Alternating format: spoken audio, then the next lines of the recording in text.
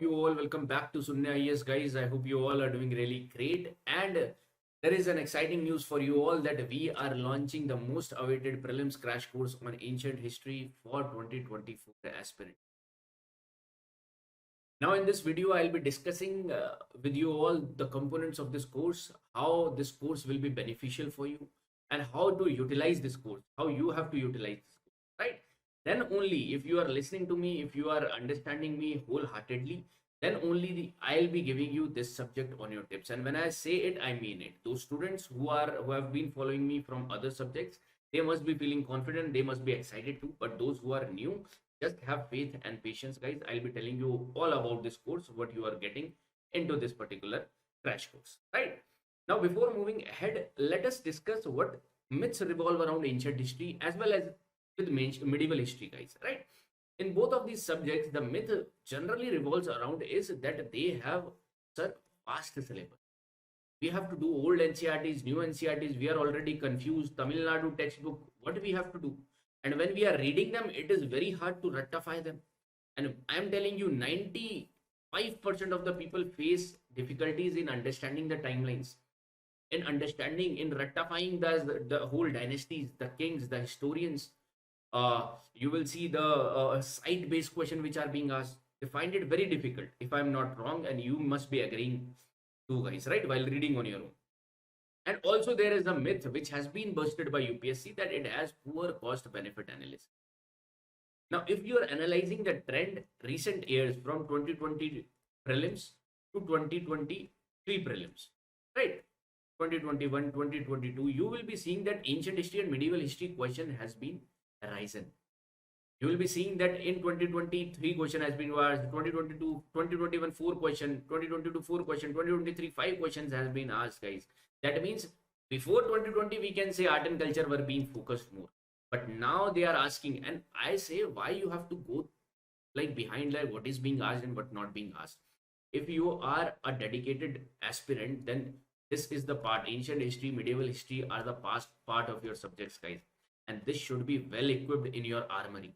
This should be well sharpened, right? And why I'm saying you that you have to do it, because you have to understand that when UPSC, because you know the nature of UPSC prelims nowadays, year by year it is getting difficult. You must be knowing out of these 100 questions, you will be knowing only 30 questions. Knowing means that you have heard somewhere. Rest of the 70 questions will be completely based on inference and your calculated guess. So we are targeting these 30 questions, that whatever coming from the standard books, we should be able to target it. And in this ancient history, if they are giving you suppose 5 questions, suppose 5 questions are going to, 3 questions will be such that can be solved by your static knowledge, by your knowledge from your standard books. Standard books means your NCRTs, your Tamil Nadu textbook. And I'll be doing the compilation of all. I'll be telling you what all you will be getting in the course. But try to understand what I'm saying you right now. Very in-depth thing I'm saying you guys. That these 3 questions we are targeting, which are going to be asked from somewhere from. Rest 2 questions from ancient history will be completely random. If 5 questions are being asked. Suppose 4 questions will be asked, then 1 or 2 questions will be completely random. Don't run behind these questions, guys. I'm not saying I'll be like teaching you such that these 2 questions you will be also able to cover. Even when we will see the question paper, we will be getting astonished to that where they have asked this question from. This is the reality base. I keep it real, guys, right? This is what happens in the examination. But I am telling you, if you are doing ancient history in a right manner, you are getting the timeline sense, you are understanding the site-based question and recent trends, then these 3 questions will be a cakewalk for you. And by this course, I'll make this particular subject a cakewalk for you. If you are my students from earlier courses, like, then you must be feeling confident too, right? World mapping and all, if you have seen how we have done that world mapping and all in our tips. If you're an optional students or foundation students, you must be feeling. Now, what all I am offering in this particular course? First of all, you will be having by heart learning of timelines in the means in the course. You will not be knowing that you have learned all the timelines, and timelines are the very difficult things. What do I mean by timelines? If I ask you about what was happening in 5th century BC, what was happening in 5th century AD, can you reach up to there in your mind? Within 1 minute, you have to calculate. And why I'm saying that? If you are analyzing the question, if you are analyzing the previous year questions, timeline sense questions are being asked. See, I'll be telling you, I'll be showing you the PYQ also. stronghold on trending themes and concepts. What do I mean by trending themes and concepts, guys? Because trending themes are not topics. Trending themes. From where, from last 4 or 5 years, UPSC is focusing upon those themes, and you will be agreeing that too. I have discussed in my PYQ session also. If you have not seen my PYQ session, you have to see it. Must watch. This is available on YouTube, right? Over here, trending themes, if you will see, if I ask you, then you will be saying Buddhism and Jainism. These are topics, guys, right? These are important topics. No, like, no second thought upon that. Buddhism and Jainism, or an empire, Gupta empire, are trending topics. These are very hot topics. But trending themes are that what mean they are asking ancient history questions. You will be finding that they want us to know the timeline sense, guys. Timeline sense should be there in an aspirant. What do I mean by timeline sense? Means that what was the political scenario in 5th century BC? What was the political scenario in 6th century AD? Means who all dynasties were ruling then? What are the dynasties were occupying the political power in Indian scenario, in our Bharat scenario? Like this, you have to have the timeline sense. And if you are not understanding it, that means you are not analyzing the PYQ. See this 2021 question. How they are asking question. From the decline of Guptas until the rise of Harshvardhana, early 7th century. Can you reach up to that particular map of India? Early 7th century, what was happening in our beautiful Bharat? What was happening in that particular? That means your timeline sense should be very strong, guys. Very, very strong. And you will not be realizing that how we will be completing this whole timeline. देखो timeline में how we have to move forward. Let me show you. But all topics we have to understand. I'll be telling you by this timeline, which you will also be able to make by heartly without any efforts. Effortlessly, I am saying, guys, that all these topics you have to cover it. This ancient history from.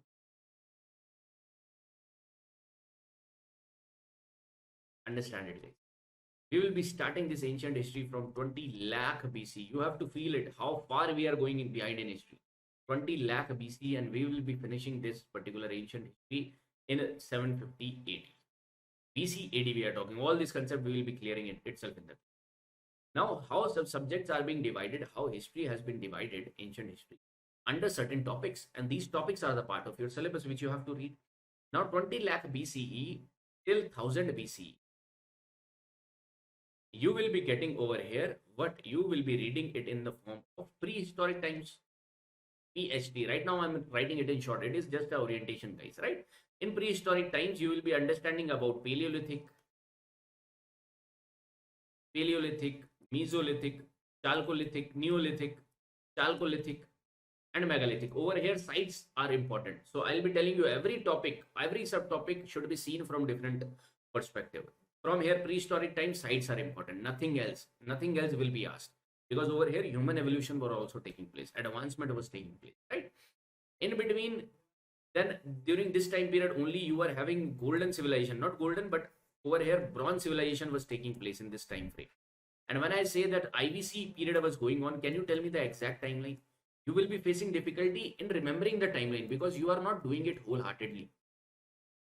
2300 to 750, you will be seeing that IVC period was going on, and IVC is the hot topic from where questions are being repeated every year, right? Questions are being asked every year, and also side-based questions are being asked. Then you will be moving ahead, and you will be seeing that the third topic will be your Vedic age from 1500. From 1500 to 600, you will be seeing about Vedic age. In Vedic age, you will be understanding it in the form of early Vedic age and your Rig Vedic. Sorry, Rig Vedic age and early Vedic age are same, right? Early Vedic age is also known as Rig Vedic age, and over here later Vedic age. Bifurcation is of 1000 AD, 1000 BC. This all you will be knowing in itself in the class, guys. No need to right now focus upon this, but what I am drawing it right now, you will be able to draw it when you will complete this crash course, right? As you will move ahead from 600 to 321 BC. See, I have made these benchmarks. That's why I can move so fast. 600 to 500, what was happening? It was the time period of political formation of Mahajanpads. Also, you will be seeing the socio-religious culture like Buddhism and Jainism were rising over here. So Buddhism and Jainism will be covered by your art and class teacher, right? They will be covering it. But over here, this activity was happening. Also, you will be seeing early modern dynasties in the form of Haryanka, Bimbisar, Haryanka, Shishunag, and your Nanda Empire, early modern dynasty were flourishing during this time period. Also, you will be seeing the foreign invasion. This is the part of your syllabus which I am discussing. You will be understanding it in this manner. And from 321 BC to 180 BC, guys, you will be seeing it in the form of what? The vast empire formation, the first empire builder, you will be seeing it in the form of modern empire.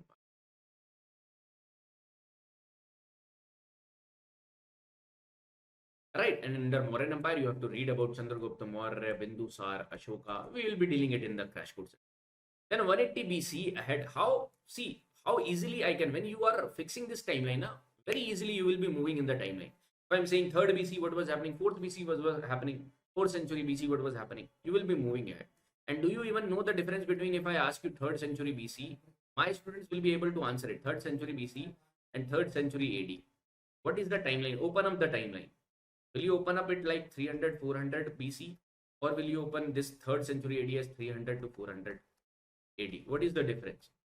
To clear this difference, I'll be telling you it in the class, guys. But I am telling you, most of the aspirants get confused in this too. Right? Then 180 BC till your 400 AD, you will be finding it in the form of topic post-modern. And post-modern period is about your invasions, foreign invasion, Sunga, Kanva, Satavahana, Sangamej, everything we will be discussing. After 400 to your 500, or basically it will start from 300 only, but over here you will be seeing the golden period in the form of Stars Age. And by 500 to 700 AD, you will be seeing it in the form of Harsha Age, plus also in the South Indian kingdoms, you will be seeing Pallavas and Chalukyas. So these are your topics which you have to understand simultaneously with the timelines, guys. You must have analyzed the timelines are not being focused. I have also seen when I was studying, the teachers are skipping these timelines. I also know that UPSC will not directly ask you, but I'm telling you, I am the person who will first pick up the timeline and then pick up the topic. Right? That's why when I'm saying by heart learning of timelines, I mean it, guys. And you will also give me the feedback after learning the timelines that how easily you have learned. Right? So first theme is your timeline sense. You have to develop it. I have shown you the question, guys. Recent year question 2023. See how they have asked the question. How many of the above dynasties established their kingdoms in the 8th century AD? Now these type of questions were, I consider it in the easy type of questions, and my students, previous year students, must have solved it correctly. I'm telling. 8th century AD, what was happening? What these dynasties were existing? I'm not solving these questions, but I'm telling you. And for like how we have to solve this question, there is PYQ session on YouTube, guys. When you will see this course, simultaneously you also watch that YouTube session. You will learn a lot of things over there, right? How to solve it. Even if you don't have the knowledge, extra knowledge, then how you have to occupy, how you have to gather that knowledge to solve the PYQ, to solve the questions which are going to come. This you have to understand. So timeline sense, I have already told you. Second type of questions which are being asked, second type of themes which are being asked is from site based. Site based are very important. Do you know the Neolithic site, Paleolithic site, Chalcolithic site? Do you know the Mauryan sites? Do you know Indus Valley sites? You all must be knowing. But you will only be able to identify that which of the among site is not the Indus Valley site when you know all other sites too. Daujili Hading is a Neolithic site, Mesolithic site, or this IVC site. Daujili Hading. Over here, do you know the Harsha site? Pan Sekhla, Sonpat. These are Harsha's site. So when we have this themes in our back of mind, when we are reading, I'll also be teaching you similarly like this. That in the end, you will be having one-page notes for everything. Timelines, sites, inscriptions, then terminologies. Right? Terminologies is also one of you. Now, side-based question, let me show you. Very easily. See, 2023 question. Base Nagar. What is this Base Nagar situated? This is Bhilsa in present-day Madhya Pradesh, Vidisha. Bhaja, Sitanavasal. Right? I'm not solving it, but I'm just showing you guys. See, Dhanyar Kataka is situated where? 2022 question. Over here, which is not a Harappan site, Chanudalo, Kotdiji, Sogala, Desalpur. Over here, Burzon, Chandraketugarh, Ganeshwar. This Burzon is from 6th class NCRT, guys. 6th class NCRT. A lot of people must not even be knowing that from where Burzon has been asked. I'll be showing you the map, right? This Avanti, Gandhara. See, analyze the questions. Pause the video, analyze the questions. Over here, side base, Ghantasala, Kodura, Chaul is from where? Right. Porkai, this is 2023 questions. I have made my student learn this, and exactly this question comes. So when you are not even reading ancient history, then how you are going to solve these easy questions, guys? Right. So I'm making you prepared for easy to medium level questions. Hard questions will be completely random. You don't have to go behind that. Also, you will be having the compilation of all important concepts from recommended sources like Tamil Nadu textbook, old NCRT, RS Sharma, new NCRTs. You don't worry about that, right? Also, we'll be going through the course through mapping, guys. Mapping means, what do I mean by mapping? Mapping is of utmost importance. You see, mapping, medieval history is nothing without mapping. If you are not reading it in mapping sense, then you are lacking somewhere. For example, this 6th class NCRT map should be by heart learned by you. If not, you should be knowing Daujali Hading is which site, Brahmagiri, Payyampalli, Adina Channalur. I am sure that you must not be knowing about these sites. Or if you are knowing it half-heartedly, means there will be an idea. Oh, I have heard this. Oh, I have heard this. This type of knowledge doesn't work. You are seeing the options, how they are giving the options. So that means UPSC wants you to know wholeheartedly on your tips. Whatever you are learning, that should be like in your tips too, guys. Right? Then only we will be able to solve the question. This is the site-based question. These are the IVC sites which you are seeing: Koot Diji, Mohenjo-daro, Amri. Right, all sites will be learned in the class itself. Don't worry about that. Mahajanpad, 16 Mahajanpads and their location should be in your tips. PYQ, if you analyze, they have asked already that Takshila is situated between which two rivers? What is the capital of Surasena? They can also ask you from north to south, chronologically order it. This is the Ashoka's empire. This is the post-modern period map. This is your Gupta's map under Samudragupta. So we'll be analyzing all these maps, guys. And from this particular map, question have been asked. Only from this map, question have been asked in 2021. Let me show you guys this question. That which of the dynasties were ruling in the early 7th century? Early, pehle to aapko early 7th century, you have to know that what is early 7th century. And this will be all done in your class, guys. Don't worry about that. Okay, so you will be understanding, you will be getting this all in the course.